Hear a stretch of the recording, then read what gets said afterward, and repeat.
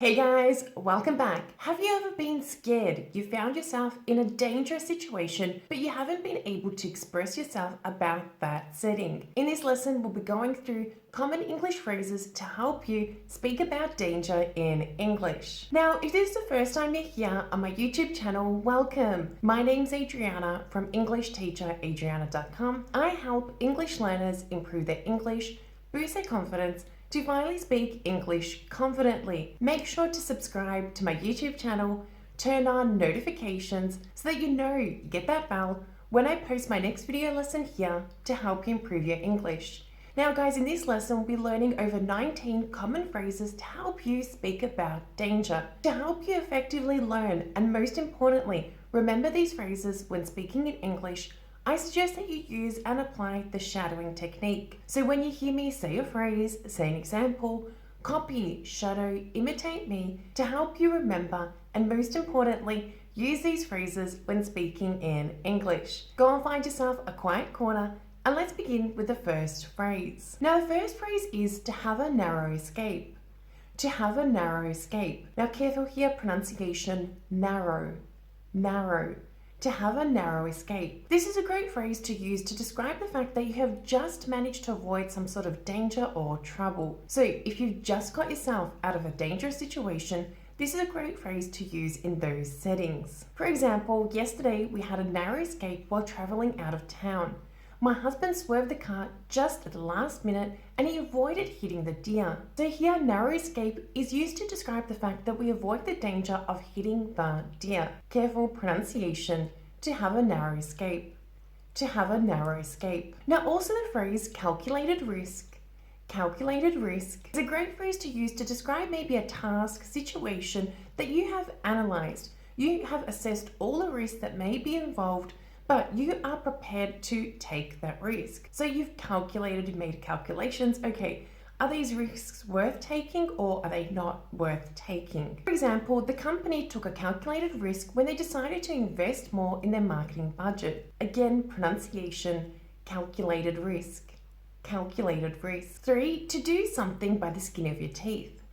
To do something by the skin of your teeth. Now this is a great phrase to use to describe the fact that you have just only succeeded in doing something. So if you just made it to do something, maybe there were some dangers involved, maybe not, but there were maybe some hurdles, but you just managed to do it, this is a great phrase to use in these settings. For example, I got away from the murderer by the skin of my teeth. So here, by the skin of my teeth is being used to describe the fact that I just got away from him. So just manage maybe at the last minute to avoid the danger of having a confrontation with a murderer. Again, pronunciation, to do something by the skin of your teeth. To do something by the skin of your teeth. Now the fourth phrase is to throw caution to the wind. To throw caution to the wind. Notice here pronunciation of the word throw, throw. Stick the tongue out, pull it back in, throw, throw. To throw caution to the wind. Now, if you'd like to describe the fact that maybe you or somebody else has stopped worrying about all the risks involved in doing something, maybe seeing someone or something else, some activity, and they start just taking risks, so they're not worrying, they start doing, then you could use this phrase. For example, my friend Mary has been depressed for a few months now. Over the last 90 days, she hasn't left her house. She's been so worried about the dangers out there in the real world. Yesterday I told her, Mary, you've got to throw caution to the wind. Just go out there and stop worrying about everything. It's not going to do you any good being inside. So here I use this phrase to describe the fact that Mary should just stop worrying and go out there in the real world. Again, pronunciation, to throw caution to the wind. To throw caution to the wind. Now the fifth phrase is too close for comfort. Too close for comfort. This is a great phrase to use to describe maybe someone, something, maybe situation being so close and it's making you feel really nervous and agitated. So you're worrying because something bad maybe happened because maybe that person or thing is too close to something bad that's going to happen, or also to an event that may occur. For example, the baby sat on the edge of the bridge far too close for comfort. So here, it's not comfortable. It's a dangerous situation the baby's in, sitting on the edge of a bridge. Again, pronunciation, far too close for comfort. Far too close for comfort. Now the sixth phrase, a close shave is a great phrase to be using in everyday conversations. You'll hear this a lot in TV shows and movies. And this is used to describe a situation where an accident or disaster nearly happened. So it nearly happened, but it didn't happen. For example, yesterday I almost hit the dog that ran out in front of my car. It was a close shave. So here I didn't hit the dog, but I almost did. Instead of saying I almost did, it was a close shave. Again, pronunciation, close shave. Close shave. Now the next phrase, something sets alarm bells ringing.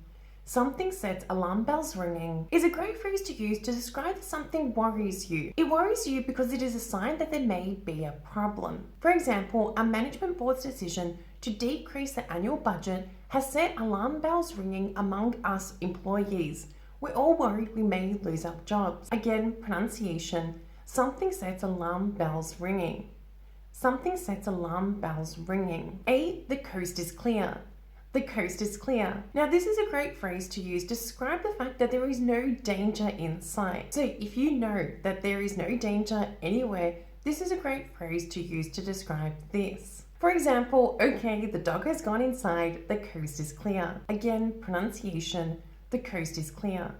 The coast is clear. But if a situation is potentially risky or dangerous, then you could use the phrase a dicey situation. A dicey situation. So here there are some potential risks, and this is a great phrase to use to describe those situations. For example, our CEO put himself in a dicey situation when he decided to work with a mafia. Again, pronunciation, a dicey situation. A dicey situation. A dicey situation. Now the 10th phrase, your life's in someone's hands. Your life's in someone's hands basically means that your life depends on someone else. Now you'll hear this a lot in TV shows and movies. When somebody is sick in hospital, maybe they are seriously ill, they could die, and their lives are in the hands of the doctors or somebody who is trying to heal or make them feel better. For example, the baby's life's in the doctor's hands. She has a serious heart problem and he can only help her. Again, pronunciation, someone's life is in someone's hands. Someone's life is in someone's hands. Now, if you know somebody who likes to take a lot of risks, they act in a dangerous manner, then you could use a phrase to play with fire. To play with fire. This is a really common phrase. You'll hear this in a lot of TV shows and movies in everyday conversations to describe people who like to take a lot of risks, a lot of dangerous risks. For example, running on the freeway is playing with fire. Again, pronunciation, to play with fire. To play with fire. Now the 12th phrase is to hang by a thread. To hang by a thread. And this is a great phrase to use in everyday conversations when you like to describe a situation where you'll possibly fail. You may not, but you're hanging in there. So you may get it, but it's not very likely. There's so many risks, maybe there's a lot of dangers, and you're just hanging on by a thread. For example, Mary's in hospital, she's on life support, and her life is hanging by a thread. So here the chances of her surviving are not very high. So she's holding on, she's hanging by a thread. Again, pronunciation, hanging by a thread. Hanging by a thread. Now the 13th phrase, to hang on for dear life. To hang on for dear life is a great phrase to use when you like to describe a really dangerous situation, but you're just trying to get yourself out of that situation to avoid the danger. You're doing everything in your power to avoid any risks or any accidents from happening in that situation. For example, over the summer, me and my husband went jet skiing. I was so scared and I hung onto him for dear life. So here I was so scared on the jet ski. So I hung onto him, I grabbed him to avoid a dangerous situation of me falling off and being left at sea. Again, pronunciation, to hang on for dear life. To hang on for dear life. Now the 14th phrase, a no-go area. A no-go area is a great phrase to use to describe an area in a city or a place where it's dangerous. So it's not advisable that you go there, it's a no-go area. For example, they advise tourists not to go into that suburb. It's a no-go area as there is a high crime rate there. Again, pronunciation, a no-go area.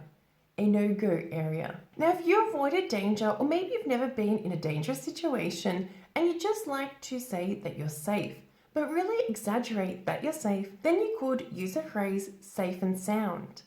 Safe and sound. This is used very often in everyday conversations. You will hear this in many TV shows and movies. For example, after a long journey and many hiccups, thankfully we made it safe and sound to our cottage. Again, pronunciation, safe and sound. Safe and sound. 16. To live to tell the tale. To live to tell the tale. Now, if you or someone else lives to tell the tale, it basically means that they have survived an awful, dangerous experience in the past and they have survived to tell others what happened. For example, only 2 passengers on the Titanic lived to tell the tale.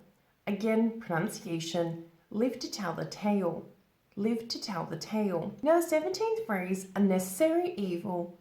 Unnecessary evil is a tricky one. So if you find yourself in a situation where you don't want something to happen because you don't like it, you don't agree with it, but it must happen, then you could use this phrase. For example, for many, paying taxes is a necessary evil. So here, many people do not like paying taxes, but they do it. It's something that needs to be done. They agree with it. Moving on to 18, the phrase to ride it out.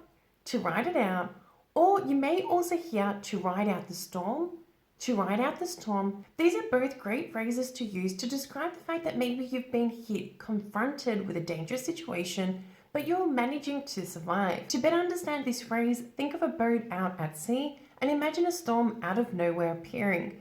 What happens? The boat needs to go on, well, it should go on, and it just rides out the storm. So this is the same with a situation, a dangerous situation. If you find yourself in and you're managing to maybe stay afloat, deal with the situation, then you could use this phrase. For example, their business was severely hit by the COVID pandemic, but they managed to ride it out. So here they managed to survive. Again, pronunciation, to ride it out, to ride it out. Notice here connected speech, ride it out, or to ride out the storm, to ride out the storm. Now, if you or someone else finds themselves in danger of death or serious injury, then you could use a phrase to risk life and limb, to risk life and limb. So here, basically, you're risking your life and you're risking your body. For example, Mary and Bob have been visiting us for 2 days now, but last night there was a heavy snowstorm, the roads are icy and they wanted to leave. We suggested to them, look, don't go out today. The roads are icy, you'll just be risking your life and limb. So here, it's just a really dangerous situation they're putting themselves in. They'll be risking their lives. Again, pronunciation, to risk life and limb. To risk life and limb. Remember guys, that practice makes perfect. Make sure to watch this video lesson a few times. Use and apply the shadowing technique. Listen, repeat, copy out loud to help you remember, and most importantly, use these phrases when speaking about danger in English. Let's take it one step further now by completing our homework task together. Watch this video lesson for a 3rd time, choose 5 new phrases you've learned and use them in a sentence in the comments below this video. Remember guys, if you found this video lesson useful, please do let me know by smashing that like button. Like this video and subscribe to my YouTube channel. Turn on notifications so that you know, get that bell when I post my next video lesson here to help you improve your English. Continue learning with me by downloading my free audio guide where I share with you exactly what you need to be doing every single day to drastically improve your confidence speaking in English. You'll find the link to download my free audio guide in the description below this video. Thank you for watching, thank you for being here, and I look forward to seeing you in my next lesson. Bye for now.